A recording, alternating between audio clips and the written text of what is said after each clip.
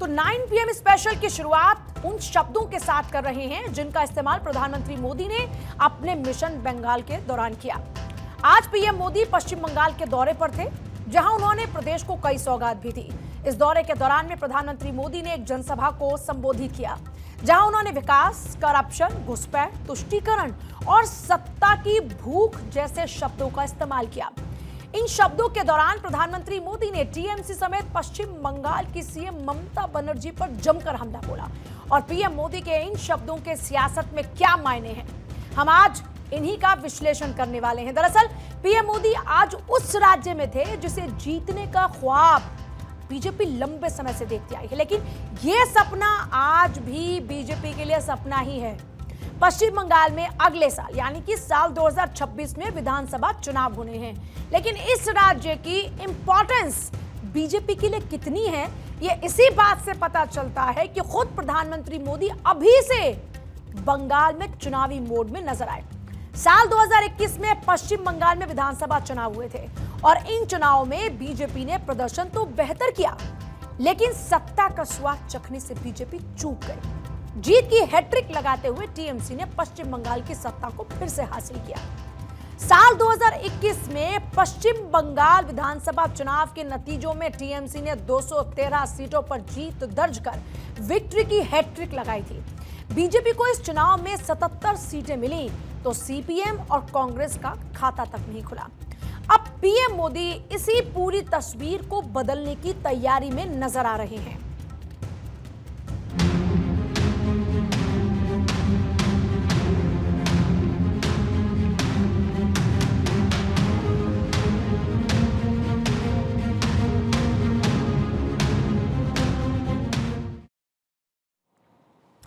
पश्चिम बंगाल की इसी तस्वीर को बदलने का पहला पड़ाव आज प्रधानमंत्री मोदी ने कोलकाता से शुरू किया। कोलकाता में पीएम मोदी ने विकास शब्द के जरिए न सिर्फ राज्य सरकार पर हमला बोला, बल्कि इस शब्द को पीएम मोदी ने अपनी सौगात से चरितार्थ करके भी दिखाया। पीएम मोदी ने कोलकाता में 13.61 किलोमीटर लंबे नवनिर्मित मेट्रो नेटवर्क ऑनलाइन मार्गों पर मेट्रो सेवाओं का शुभारंभ किया। पीएम मोदी ने इस दौरान जैसोर रोड मेट्रो स्टेशन से नोआपाड़ा जय हिंद विमानबंदर मेट्रो सेवा, सियालदह एस्प्लेनेड मेट्रो सेवा और बेलेघाटा हेमंत मुखोपाध्याय मेट्रो सेवा को हरी झंडी दिखाई। कोलकाता को रफ्तार दी, जाम से जनता को निजात दी, तो इसके जरिए पीएम मोदी ने बंगाल में वो विकास पथ भी तैयार किया जिसके जरिए उन्होंने प्रदेश की ममता सरकार को जमकर घेरा। ये पक्का है कि जब तक बंगाल में टीएमसी की सरकार रहेगी, तब तक बंगाल का विकास अवरुद्ध रहेगा, रुका रहेगा। इसलिए आज बंगाल का जन जन कह रहा है, टीएमसी जाएगी तभी असली बदलाव आएगा। देश में जहां एसआईआर का मुद्दा बिहार से लेकर दिल्ली तक सियासी हाहाकार मचाए हुए है, तो इस मुद्दे पर विपक्ष के हमलों को पीएम मोदी ने बंगाल से काउंटर किया। चलिए आगे बढ़ेंगे और अब बात एक बार फिर से बिहार चुनाव को लेकर कैसे विपक्ष ने एसआईआर के मुद्दे को खासा बड़ा बना दिया, बात इस पर होगी, क्योंकि इसी मुद्दे की पीएम मोदी ने बंगाल में रहते हुए हवा निकाली।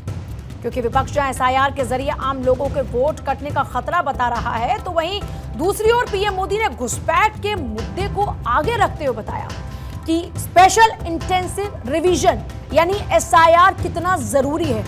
पश्चिम बंगाल में साल 2021 के विधानसभा चुनाव में भी घुसपैठ का मुद्दा जमकर गूंजा था।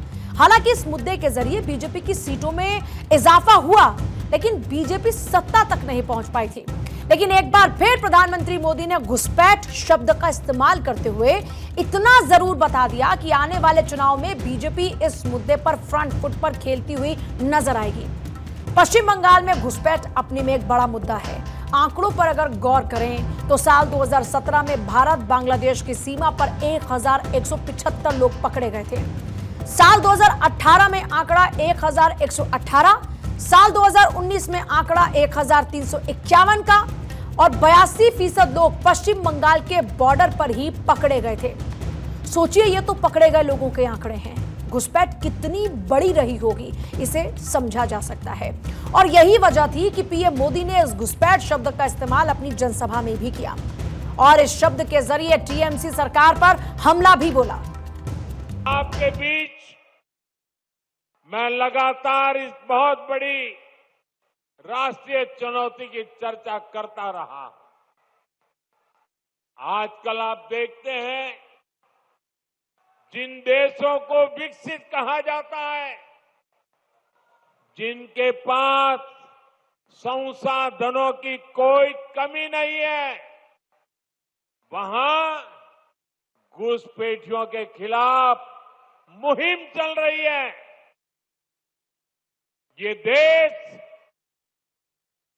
अब घुसपैठियों को ज्यादा नहीं सह सकता। पीएम मोदी ने ममता सरकार पर तुष्टीकरण की राजनीति करने के आरोप भी लगाए। बंगाल में जिस तरह से हिंदुओं पर हमले हुए, उसने कई बार ममता सरकार पर सवाल खड़े किए।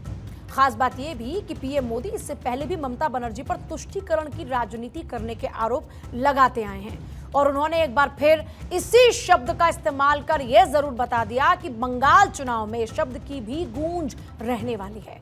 पीएम मोदी के आने से कोलकाता का बड़ा इंतजार खत्म हुआ।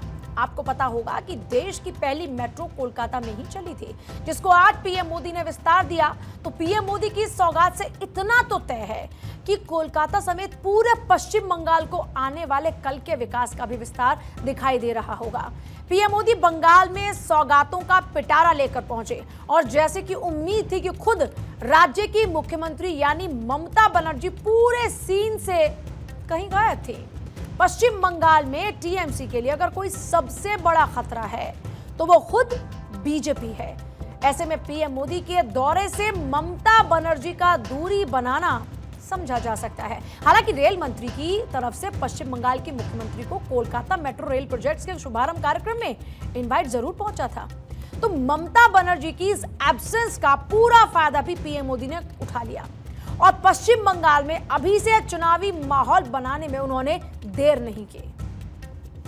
आप लोगों ने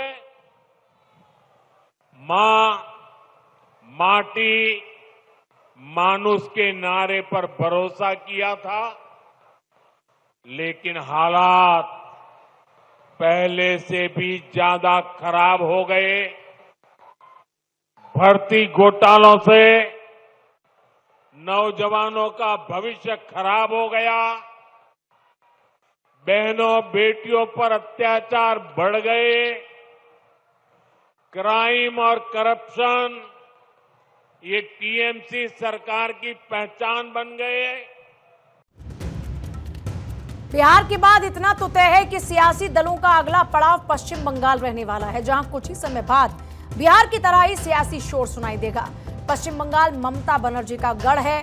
लेफ्ट को पटखनी देने के बाद ममता राज को इस राज्य में अब सिर्फ बीजेपी ही चुनौती दे पा रही है। तो जिस तरह से पीएम मोदी ने आज ममता का नाम लिए बगैर सियासी प्रहार किया, वो ये बताने वाला जरूर है कि पीएम मोदी ने अपने अगले चुनावी मिशन पर पहला कदम बढ़ा दिया है।